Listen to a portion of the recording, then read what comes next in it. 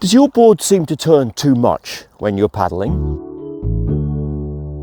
I've talked about the possible reasons for your board turning a lot in several of my other videos. Let's talk today about what might not be quite right with your actual paddling technique. Firstly, if your paddle is angled too much across your body, then you're effectively doing a turning stroke as opposed to a straight line stroke.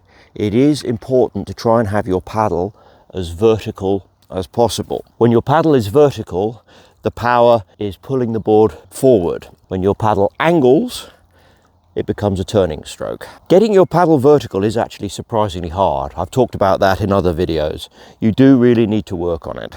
It almost needs to feel as though you're hooking the blade underneath the board.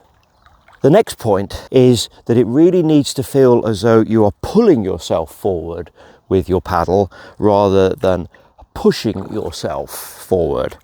When you're pushing yourself forward and your paddle stroke is behind you, this is much more of a turning stroke than when you're pulling yourself forward with the paddle. A quick tip for the racers out there on this topic: don't follow the line of the board with your paddle blade. It's important that your paddle tracks straight and true, following the line that you're traveling on.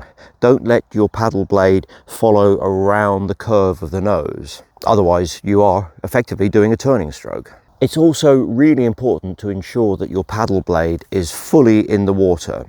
The deeper it goes, the more grip it gets, and the more straight you go. If the blade isn't fully engaged, it tends to flutter and again becomes more of a turning stroke.